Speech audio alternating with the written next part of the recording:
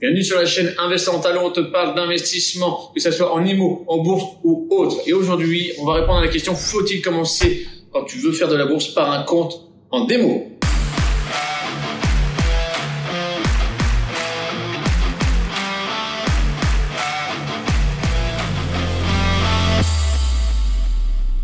Alors, est-ce qu'il va falloir commencer ou non à faire un compte de démo? Je vais t'expliquer en fait comment je vois ça et pourquoi dans certains cas ça serait intéressant et d'autres pas du tout et c'est même pas la peine de commencer à l'ouvrir et commencer directement sur le marché réel. Alors, quand tu es totalement débutant et que tu sais pas quelle stratégie tu as envie de faire dans la bourse, donc du scalping, de l'intraday, du swing trading, etc., et voir ce que tu veux acheter, si tu veux acheter des matières premières, des actions, si tu veux jouer sur le forex, le compte démo va te permettre en fait de découvrir un petit peu ça sans prendre aucun risque. Donc c'est l'avantage vraiment numéro 1 du compte démo, c'est que tu peux être safe par rapport à ça et commencer à voir ce qui va te convenir le mieux. Et quand on parle de ce qui va te convenir le mieux, c'est en fait d'avoir un plan de trading. Si t'as pas de plan de trading, en gros, t'es mort et tu vas faire n'importe quoi parce que du coup t'as pas de stratégie.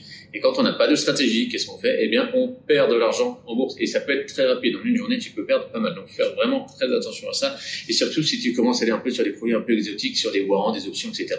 Donc là-dessus, il va falloir être très vigilant là-dessus. L'autre avantage par rapport, donc une fois que tu as trouvé ton plan de trading, ça va être est-ce que tu vas enfin gagner de l'argent dans la bourse? Bien naturellement, il va falloir mettre un montant d'argent sur ce compte en démo, donc qui est fictif, et là-dessus tu vas commencer à faire tes trades et tu vas voir si tu gagnes de l'argent ou pas. Si tu vois que tu commences à être rentable, là je peux te dire vas-y, arrête et fonce tout de suite sur le vrai compte en réel. Aussi, ça va te permettre de vérifier le risque. Vérifier le risque, et c'est savoir surtout gérer le risque. Qu'est-ce que c'est gérer le risque? C'est-à-dire quand est-ce que je rentre sur une position et surtout quand est-ce que j'en sors. Je rentre parce que je sais que je vais faire un gain et je sors quand je veux prendre ma plus-value ou éviter que ça se casse plus la gueule par exemple. Et ça, la gestion du risque, c'est quelque chose qu'il va falloir que tu apprennes. La gestion du risque, d'ailleurs, ça va emmener sur le prochain point qui est sur la gestion des émotions.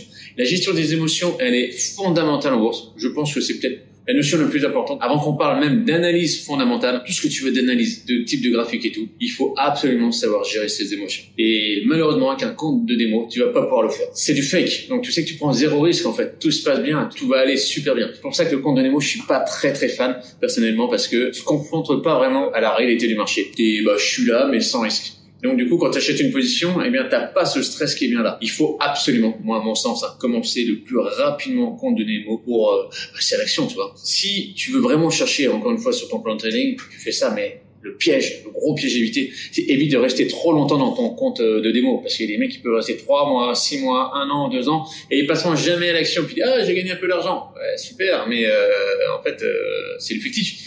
T'as vraiment joué en vrai? Non. Tu sais, c'est comme un poker. Tu sais, quand tu joues avec tes potes au poker, au début, tu me rends mais jamais d'argent. Puis quand on commence à mettre rien qu'une mise de 5 €, la partie change du tout au tout. Et c'est un truc de fou. Mais même toi, t'es plus en stress. Et c'est que 5 €, t'as rien à perdre. Mais en même temps, c'est quand même déjà 5 €. Eh bien, le compte en démo et le compte réel, pour moi, c'est exactement la même chose. Et donc là, tu vois bien que la gestion d'émotion est complètement différente. Et du coup, quand tu vas rentrer sur une position, ton risque, tu l'appréhendes d'une manière totalement différente. Et surtout quand tu ressors. Et t'as toujours un truc, je vais me refaire.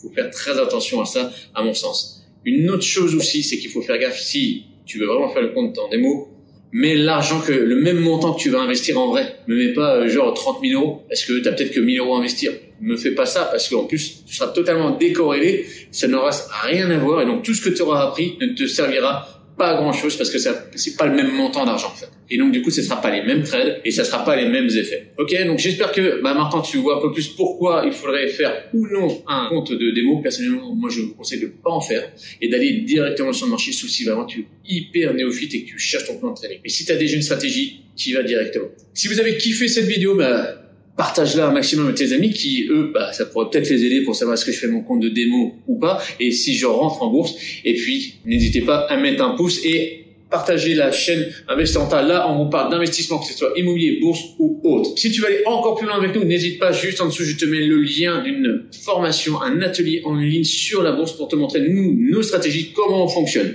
Allez, ciao!